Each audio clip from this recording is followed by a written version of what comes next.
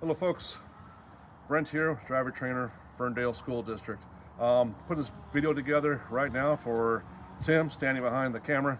He's our current driver candidate, and if this goes well enough, it'll be dispersed out to other driver candidates in the future. Doing the pre-trip. Each one of you will receive a study guide, and I'll be actually using that today as I go through it, showing you kind of what it's supposed to look like once you've learned it, because I haven't learned it.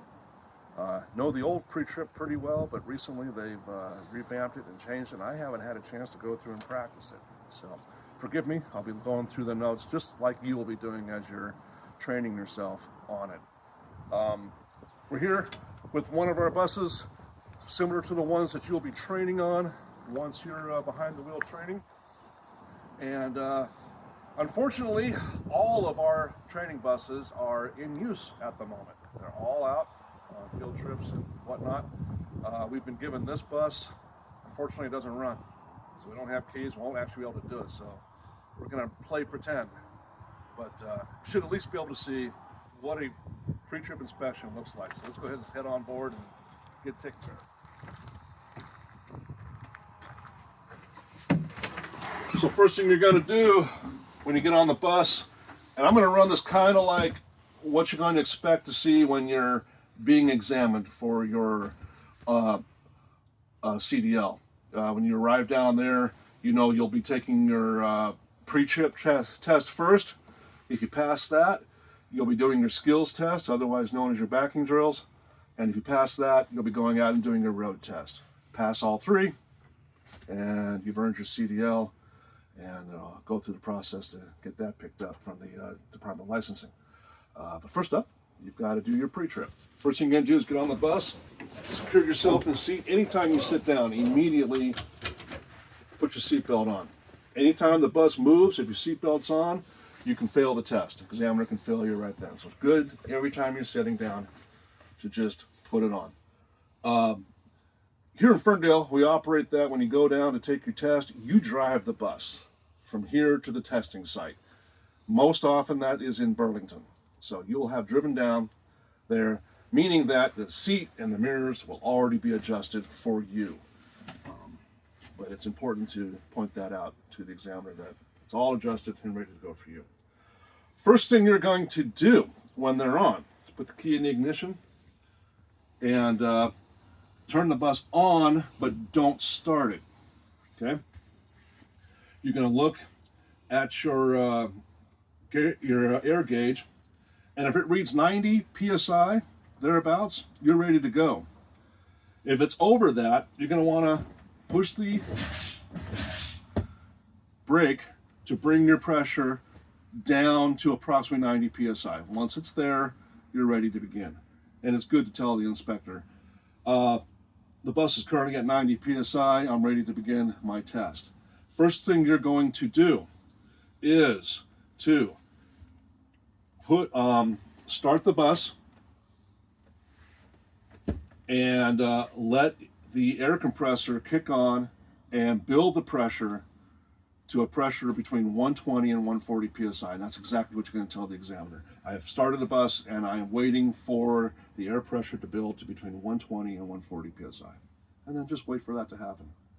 You're going to hear a psst, and that's the air governor cutting out the air compressor because it's reached a proper temperature, and say, yep, I have built pressure to the proper pressure. At that point, you're going to shut the bus off, turn it on, but not start it. Once the gauges stop dancing around and they've settled into position, they're going to be reading at that pressure between 120 and 140. You're going to push and hold the service brake, release the parking brake, and with a timing device, either your phone or a watch, you're going to time for 1 full minute with the service brake being held down, not pumping it, and the parking brake released. 1 full minute. For purposes of this video, we're going to say that a minute has gone by. Make sure you go a full minute at your test. It's been a minute, and I have not lost more than 3 psi in the system. Tell them that. Next step is we're going to pump the air brakes down to test the low air warning system. My alarms should sound no less than 55 psi. So you're going to pump the brakes. It's going to sound like that. Just keep doing it until the alarms go off. Once the alarm has gone off, you can say that the air alarm has gone off. My low air warning light and buzzer should activate before the pressure drops below 55 psi, and then point out when the alarm and the light turn on. You're going to, at that point, continue to pump your brakes down, just like that, and keep going until the parking brake pops out. Once the parking brake pops out, you need to tell them that it's going to pop out between 20 and 45 psi. Once it pops out, point it out to it, it has popped out. Okay? Once you're done with that, that completes the air system supply test. This portion of the test needs to be perfect, 100%. You need to get all the pressures correct, the 120 to 140, the 55, and the between 20 and 45. You need to state all those correctly and in the proper order. If you miss anything, it's a failed test. You need to reschedule and do it another day. You're done. So if you're happy that you completed it correctly, you can answer in an affirmative to your examiner that I have completed the test. If you don't think you've done it correctly, you have an opportunity to say, I need to try that over again. And then you start way back at the 90 psi, building it up, pumping it down, and do it correctly. Once you've done it correctly, and the examiner says you may proceed, those are the golden words, you've done it right, you can move on. The rest of the test is a pointed situation. You don't have to get everything 100%. And what I'm doing here today, I will probably say too much, and I might not say enough. But I guarantee you, once we're done, what I have done will be a passing score. So there may be a few points I would get marked off on because I missed something, and I may incorporate some things from the previous pre-trip that are no longer part of it. So the next step is to start the bus to prepare for the brake test. Take your foot off the brake. Your parking brake is already engaged because it popped out. Start the bus. Point to the ABS light and mention that it has gone on. It's illuminated and turned off, indicating that the ABS system is working and that your DEF, your DEF, is above 1/8 of a tank. Okay? While you're waiting for the pressure to build, because it needs to build to between 120 and 40 to operate your brakes, you're going to go over your lighting indicators. So you're going to turn on your headlights and say that your dashboard has illuminated. You're going to activate your high beams and point to the high beam indicator. You're going to turn on your right turn signal, left turn signal, left turn signal. Hazards, hazards. Okay? You're going to activate your ambers and point to the amber warning light that it has gone off. Then you're going to activate your reds and point to your reds that it's gone off. Make certain that your student door is closed, or it's going to go straight to reds when you click your ambers. Okay? So, going on from there, remember the bus is running. I can't start this bus, unfortunately. You're going to indicate that your horn works and that your air horn works. If the bus was on, it would sound. So electric and air, you need to sound them both and indicate that they work. The heaters, you're going to turn on your heaters, and I'm going to say that your defrost, which clears fog off your windshield and it removes condensation, it works, and it warms the driver. Indicate that that works. Turn on your rear fans. Student heaters work as well. The windshield itself is clean and clear, no cracks or obstructions. The only obstruction allowed is the state inspection sticker. Windshield wiper, you're going to turn it on, and if the bus was on, And they're security mounted, not damaged, operate smoothly, and then you can operate the windshield washer and show that that is working correctly. Mirrors. I've got 2 flat mirrors, 2 convex mirrors, 2 crossover mirrors or cross view mirrors, and the student mirror. They're all security mounted, no loose, missing, or damaged fasteners. They're all clean, and they're properly adjusted to me. Brake check. Time for the brake check. You will not have benefit of the study guide, by the way, for your exam. Again, I'm not practiced, so I'm using it much like you're going to be using it while you're studying. You're going to start with the parking brake. You're going to make sure that it's working. So, with your foot lightly on the service brake, you're going to put the bus into drive, and then you're going to transfer over to the accelerator and press lightly on the accelerator. The bus is not going to move. You're going to say the bus did not move, the parking brake held, it is working. Then you're going to say, now I'm going to test the service brake. Foot lightly on the service brake, you're going to release the parking brake, hands on the wheel, move over slightly to the accelerator, accelerate slightly, move forward smoothly, slowly, don't go too fast. If you go too fast and jerk to a stop, it's a fail. So be very careful there. Just enough to move, apply the service brake. The service brake works. I did not pull to the left or the right. That completes the parking brake test. I'm going to go over the emergency equipment. My first aid kit and body fluid kit are securely mounted. They are secured and fully stocked. My fire extinguisher is securely mounted, no loose, missing, damaged fasteners. It is properly rated and fully charged. I have 3 road triangles. You can open the box they're in and point to them. The box is securely mounted to the bus. And this bus has circuit breakers, which are below this window outside in a service panel outside the bus. Right there. The entrance, if you would come around and there, we're going to get that off. See, good. So, my entrance, the service door opens smoothly, closes securely, seals are intact, glass is clean with no obstructions. The step light with the headlight on is working. The lens is clean and clear, proper color for its location, securely mounted, no loose, missing, damaged fasteners. The handrails are also securely mounted. The floor tread is not overly worn and is not loose. The entry steps are clear. I can now turn the engine off, but turn it back on because I'm next going to the passenger area here where I'm going to be talking about emergency exits. So I would check all of the frames on this bus that they're securely mounted to the floor and there's no cracks in the frames. They're not broken, bent, or cracked.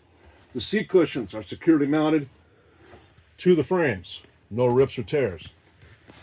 The emergency exits are clearly labeled. They're not damaged. They're working properly. On this bus, I have 2 hatches. To operate them, I would turn this red lever from the latch position to the exit position. I would turn that latch, and to open this to use it as the emergency exit, I would push up on the red knob. Both hatches work the same way. My side doors on both sides and my rear window operate by lifting up on the red handle and pushing the door outward.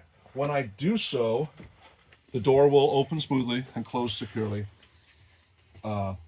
Seals are intact. Front door seals are intact as well, by the way.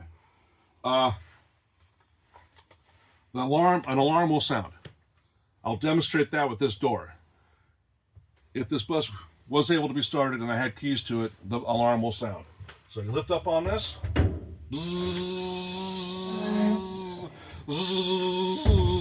and close it. Encourage you not to talk while the buzzer is on. Say what you need to say beforehand, open it, close it. If you need to say more, wait for the buzzer to stop. Don't try to talk over the buzzer when you're being tested.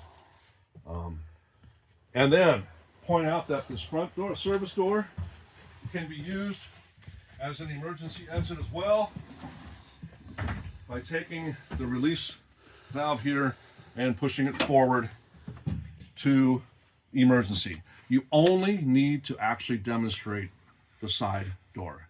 Everything else you just talk about for the exam. They only want you to touch the one door. It's also important to mention that on the two side doors and the rear window or the rear door, that the handles on the inside and the outside work. You just state that they both work to get full points on it. Okay.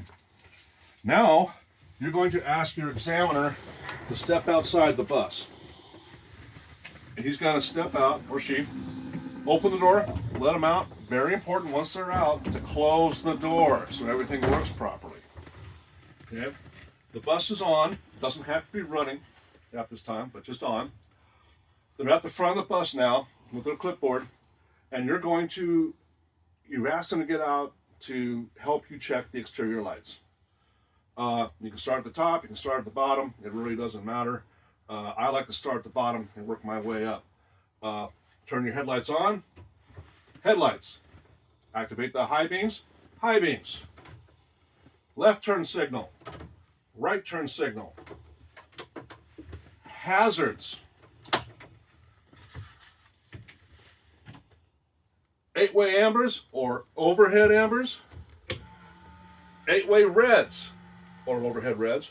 My crossing arm has extended. It is securely attached. No loose, missing, damaged fasteners. It is not bent, cracked, or broken. My stop paddle has gone out. It's securely attached. No loose, missing, damaged fasteners. And the red lights on the front are working properly. Every time you activate something, you point to it, you say it loud enough with the window open for them to hear it, and then you deactivate it and move on to the next one.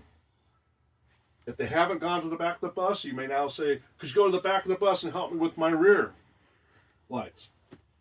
They'll go to the back of the bus and you'll do the process all over again, but with the lights that are different back there. Starting at the bottom, I'm going to turn my lights on and say, tail lights, tail lights. Press on my brake, brake lights, brake lights. You're yelling at them, they're yelling back at you, confirming or giving you a thumbs up or some indication that it's working. Left turn signal, right turn signal. Hazards. Overhead 8-way ambers. Overhead 8-way reds. My stop paddle's gone out, lights on the back are working. If you want a bonus point, strobe light. Strobe light's working. They'll come back up, get back on the bus, let them in.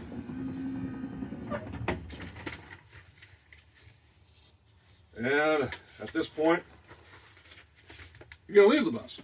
So grab your keys, secure the bus, step off. Once you're stepping off, make sure to hold the handrails on the way down. Some examiners will fail you if you don't hold the handrails on the way off the bus. Okay. Overly exaggerated gestures are never a bad thing when you're being examined. All of the lights and lenses on the front of the bus are securely fastened. No loose, missing, damaged fasteners. The lenses are clean and not broken. They are the correct color for their location and function. And then you point out each light and point out their color. It's going to sound a little silly. Clearance lights, they're amber. My 8-way ambers are amber. My 8-way reds are red. My turn signals and hazard lights are amber.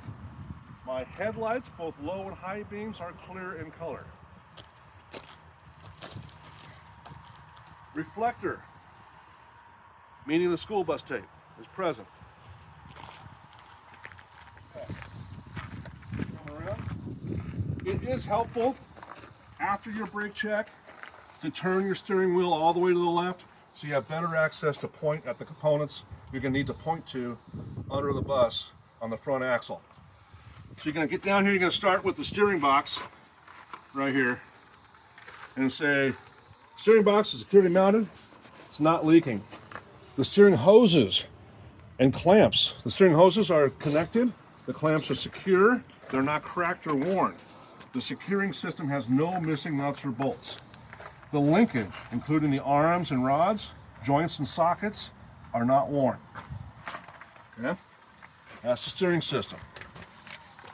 Then you're going to move on to the front, what we call the front axle here, tires.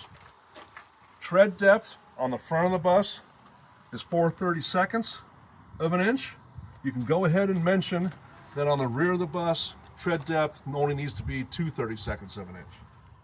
And I would check the tread depth with a tread depth gauge. The tread wall and sidewalls have no cuts or damage that would expose the body plies. There's no bumps or bulges on the sidewall. The valve stem is accessible. The valve stem and cap are not missing or damaged, and this is where I would check the tire pressure with a tire gauge. The rims have no damage, cracks, or welding repairs, and there are no elongated holes in the stud holes here. Speaking of the studs, my lug nuts are present, the bolts are present, and I see no signs of rust trails. Brakes. Again, with the tire turned out, it's easier to see them. You're going to point to the brake drums and linings and point out that they have no oil or grease on them. The hoses and clamps are secure, not leaking, they're not cracked or worn, and the couplings and fittings are secure. On this bus, the hoses supply air. Side of the bus. Oh, wait, suspension. Gotta talk about the suspension, Tim. You almost failed. No. So, frame. It's got no cracks, broken welds, and or holes. The spring mounts, they're present, they're not cracked and or broken. The leaf springs are not missing, shifted, or cracked, and the shock absorbers are securely mounted and not damaged or leaking. Now, side of the bus. My lights and lenses, including the clearance light, side marker and turn signals, and reflective tape and reflectors are present, not damaged or cracked, securely mounted, and are the correct color for the location and function. That color on the side of the bus is amber.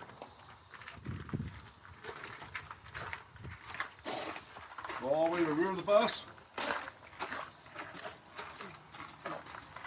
And you're going to hit rewind and do everything over again. All the lights and lenses and reflectors on the back of the bus are the correct color for location and function. And then just start on top, work your way down. My clearance lights on the back of the bus are red. My 8-way ambers are amber. My 8-way reds are reds. My turn signals and hazards are amber. My brake lights and tail lights are red. You don't need to mention the backup lights. It's not required. Reflectors on the back of the bus are red. Reflective tape are school bus yellow and present. I'm going to open the back of the bus now.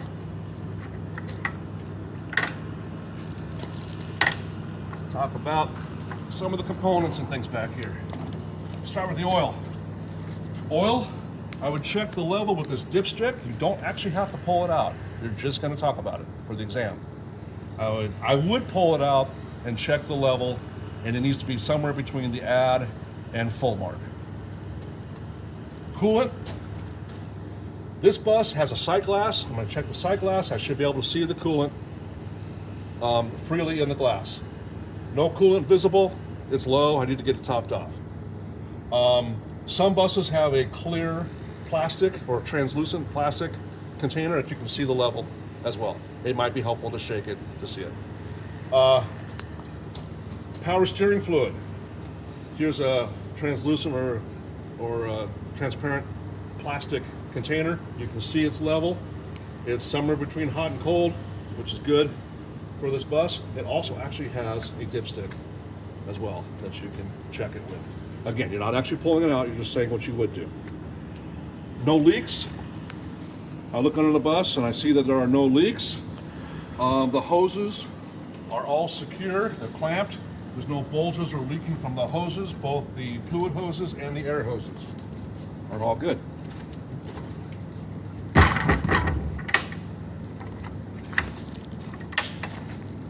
Coming around the other side, my battery compartment door is latched, secured. My depth tank, I would check to see that my cap is secure, no evidence of leaking.